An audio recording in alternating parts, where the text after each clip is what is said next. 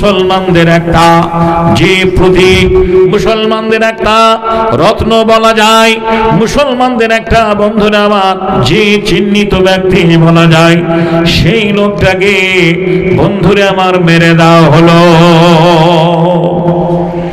আমরা যাদেরকে শ্রদ্ধা করি, যাদেরকে সম্মান দিই, যাদের কথা আমরা শুনে এক পাও চলতে পারি না, তাদের মতো একটা যোগ্য বিশিষ্ট আলেম তারা বলছেন দুটো কুকুরে যুদ্ধ লেগেছে, দুটো কুকুরে ঝগড়া লেগেছে। বলেন, এটা আলেম যাদেরকে এবার বাংলা ওপার বাংলার মানুষ সম্মান দেয়, যাদেরকে আলেমে দিন ভাবে, যাদের ফতোয়া ফাদাই শোনার জন্য মানুষ মুখোপেক্ষিক হয়ে চেয়ে থাকে যে উনি কি বলছেন, ওহেন একজন ব্যক্তি, ওহেন একজন আলেম ইহুদিকে আর মুসলমানের সঙ্গে লড়াই হচ্ছে বলে উনি সোশ্যাল মিডিয়ায় বক্তব্য রাখতে গিয়ে বলেছে দুটো কুকুরে ঝগড়া করছে। দুটো কুকুরে ঝগড়া করতে গিয়ে একটা কুকুর মারা গেছে, একটা কুকুর মেরেছে। বলুন, সে আলেমদেরকে আপনি কি বলবেন? সে আলেমদেরকে আপনি কি বলবেন? জি, আমি কারো পক্ষপাতী হয়ে কথা বলতে যাচ্ছি না। আজকে আফসোস, মুসলমানরা ওই জায়গায় মরেছে। আমরা নিজেরাই নিজের ধর্ম থেকে আমরা বন্ধুরে আমার, কেউ যদি ধর্মের পক্ষে কথা বলে, আজকে বন্ধুরে আমার ওই ইরানের প্রেসিডেন্ট যে আপনার ওই যে আপনার আয়াতুল্লাহ খোমেনি, এই লোকটা ছিল বলে এটা আল্লাহ সেটা তো সত্যই, কিন্তু এই লোকটার নেতৃত্বে আমরা দেখেছি বারবার চেয়েছিল তারা যে ওই মসজিদে আকসাটাকে ধ্বংস করতে। বন্ধুরা আমার, ভাইয়েরা আমার, তার সেনাবাহিনী রক্ষা করেছে ওই মসজিদে আকসা। ভাই কি বলছেন? মসজিদে আকসা মুসলমানদের যেটা প্রথম কেবলা, সেটাকে রক্ষা করতে গিয়ে মুসলমানরা রক্ত দিয়েছেন, প্রাণ দিয়েছেন। আমরা দেখেছি একজন ইমানদার ব্যক্তি সুবহানাল্লাহ মতিচুরের লাড্ডু নিয়ে সবারই হাতে বিলি করছে।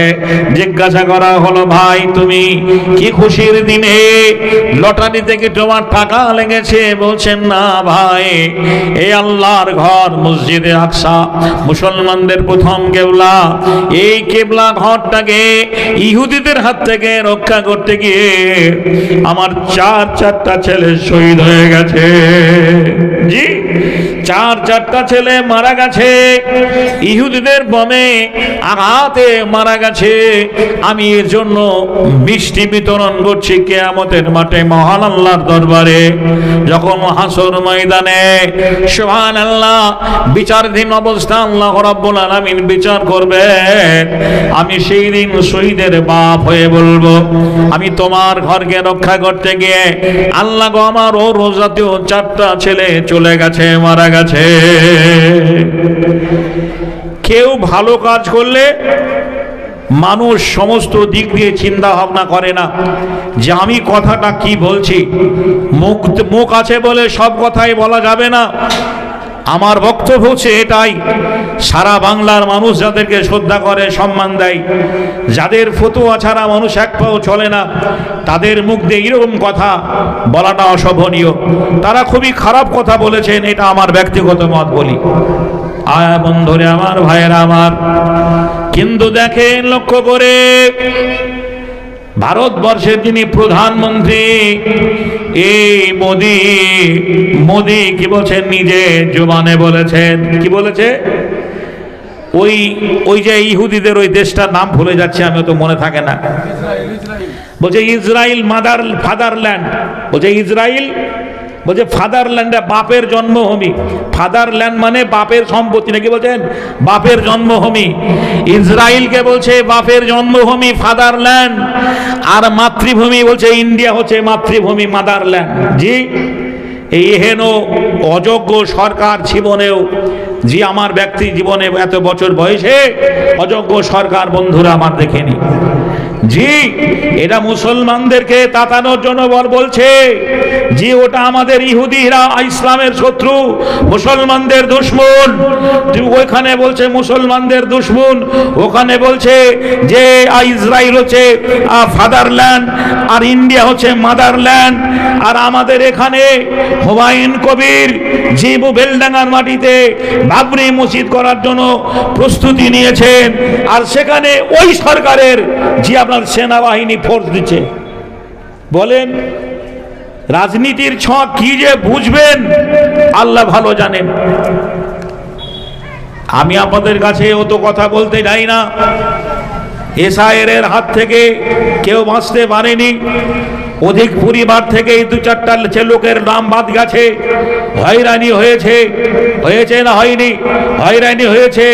যেমনি আমি আমার ব্যক্তিগত কথা বলি, আমার বড় ছেলেটা বিএ কমপ্লিট করেছে। একটা বিএ পাস ছেলে, মানে বুঝতে পারছেন তো, একটা বিএ পাস ছেলে তার ডকুমেন্টস ঠিক থাকবে না, থাকবে না, তার এ টু জেড ডকুমেন্টস ঠিক থাকবে, অথচ ঠিক থাকার সত্ত্বেও তাকে 2-3 বার হয়রানি হতে হয়েছে।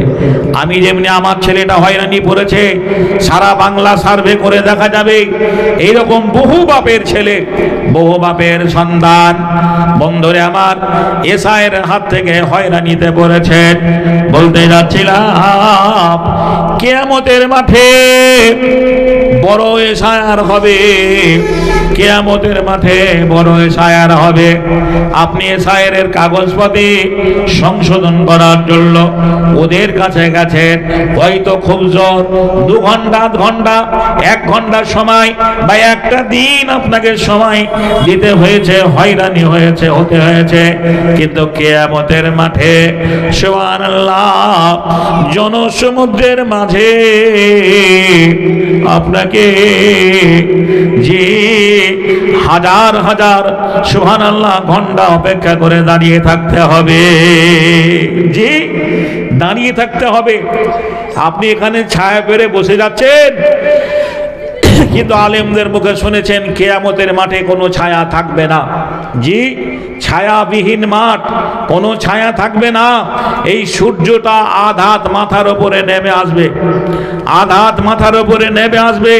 তাহলে সেই এসআইয়ের হাত থেকে বাঁচতে গেলে আপনার করণীয় কর্তব্য কি, সেটাই আপনাদের সামনে তুলে ধরা হবে।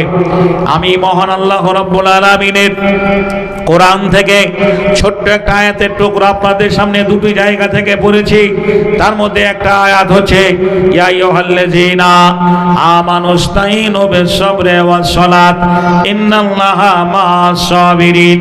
এই যে আমরা ইশার নামাজ পড়লাম, ইশার নামাজের আগে আমরা মাগরিব পড়েছি, মাগরিবের আগে আমরা ইফতার করেছি। সুবহানাল্লাহ। ভাই গো, এটা রমজান মাস, এই রমজান মাসের ইফতারি ব্যবস্থাপনা সবারই সমান নয়, সবারই সমান নয়। যারা গরিব মানুষ তাদের বাড়িতে ফল ফলারি থাকবে না, শুকনো রুটি, খুরমা, খেজুর, সুবহানাল্লাহ, লাল চা। আর যারা হাই কোয়ালিটির মানুষ, যাদের বাড়িতে টাকার অভাব নেই, খাদ্যের অভাব নেই, বন্ধুরে আমার, যাদের প্রতিষ্ঠিত মানুষ, সার্ভিস রয়েছে, বড় ব্যবসা রয়েছে, তাদের খাবার দাবার আলাদা। অনুরূপ ভাইয়ের আমার, ইফতার করে যেমন আমরা মাগরিবের নামাজ পড়লাম, ইশার নামাজ পড়লাম, ভাই গো আল্লাহর নবী 1450 বছর আগে জি বলেছেন, সাহাবীরে শুনে নাও, যারা মুসলমান হবে তারা নামাজ পড়বে, অমুসলমানদের মধ্যে নামাজ থাকবে না। মুসলমান যারা হবে তারা নামাজ পড়বে, অমুসলমানদের মধ্যে নামাজ থাকবে না। আর নামাজের জন্য যেটা দরকার, নামাজের জন্য যেটা প্রয়োজন, নামাজের জন্য যেটা জরুরি, সেটা হচ্ছে আল্লাহর ঘর মসজিদ। এই মসজিদটা একদিনের জন্য নয়, 2 দিনের জন্য নয়, 6 বছরের জন্য নয়, কিয়ামতের আগে পর্যন্ত আপনি আমি চলে যাব, আমাদের পরবর্তী জেনারেশন আসবে, তারাও চলে যাবে, তারাও চলে যাবে, তারাও চলে যাবে। এমনি করে করে কিয়ামত পর্যন্ত এখানে যতদিন ইমানদার থাকবে, মুসলমান থাকবে, এই মসজিদে আজান হবে, নামাজ হবে, সেজদা হবে, এই মসজিদটা 10 বছর আগে এইরকম ছিল না।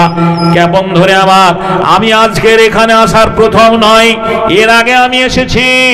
আপনারা দুহাত ভরে আল্লাহর ঘরে দান দিয়েছেন বলে আজকে 1 কোটি টাকার উপর খরচ হয়েছে। ওই তো সামনে মসজিদ আপনারা দেখতে পাচ্ছেন, ওটা আপনাদের মসজিদ, প্রথম মসজিদ ছিল, প্রথম কেবলা ছিল। সেই মসজিদটা বন্ধুরে আমার সংকীর্ণ ছোট জায়গা। এই ছোট জায়গার উপরে গ্রাম বাড়ছে, জনবসতি বাড়ছে, লোকজন বাড়ছে, আয়তন বাড়ছে, পরিধি বাড়ছে। তাই মসজিদটা বড় করার জন্য চিন্তা ভাবনা করে ওই মসজিদ থেকে এই মসজিদটা করা হয়েছে। এই মসজিদটা আপনারাই করেছেন।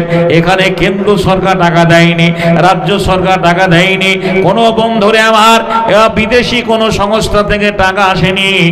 এই গ্রামের ওই মেহনতি মানুষেরা, গরিব মানুষেরা তিলে তিলে তিলে তিলে নাইট করে করে সুবহানাল্লাহ এত বড় মসজিদ করেছেন। আগামী দিনে মসজিদের যে কাজগুলো রয়েছে এই কাজের দিকে লক্ষ্য রেখে সুবহানাল্লাহ মিনারটা উঁচু 60 ফুট মিনার করতে হবে। আমি একদিন আপনাদের কাছে বলে গেছিলাম যেন লালগাব বরফখানা থেকে যেন মসজিদের মিনারটা দেখা যায় রাত্রিবেলায়, টিম টিম করে আলো জ্বলবে। আপনি সেইখান থেকে বলবেন ওই ডি পাড়ার ওই মসজিদটার মিনারটা আমাদের। তারই জন্য আজকের এই নাইট জলসা, তারই জন্য আজকের এই নাইট জলসা। আর অন্য মাসের তুলনায় রমজান মাসের দান মানে দানের ফজিলত বেশি বলে সুবহানাল্লাহ আপনারা তো দেখতেই পাচ্ছেন মানুষ এত পেরেশান, এত পেরেশান যে আসরে দেখা যাচ্ছে 2-3টা মেহমান, মাগরিবে 2-3টা মেহমান, এশাই মেহমান, শুধু ফজরে মনে হয় মেহমান থাকে না, নাকি বলছেন? ফজরেই মেহমান থাকে না, বাদ বাকি কোনো ওয়াক্তেই বাদ নেই। যে মসজিদে যাবেন শুধু মাদ্রাসা, মসজিদ, এতিমখানা, কি বলছেন মহিলা মাদ্রাসা, আর না হলে আপনার কোনো ব্যক্তিগত অনুদান, সাহায্য, সহানুভূতি। সুবহানাল্লাহ পৃথিবীতে যতগুলো জাতি রয়েছে আমার মনে হয় মুসলমানদের মতো দাতা কেউ নেই। এরা এত দান করতে ভালোবাসে, এত দান করে। ওয়াল্লাহি একজন অমুসলমান সনাতন ধর্মের মানুষ যদি ওই হরি মন্দিরে গিয়ে সারাদিন বলে হরে কৃষ্ণ কৃষ্ণ কৃষ্ণ হরে হরে, হরে রাম রাম রাম হরে হরে, সারাদিন বললেও টাকা তো দূরের কথা, কি খেয়েছো এটাও জিজ্ঞাসা করবে না।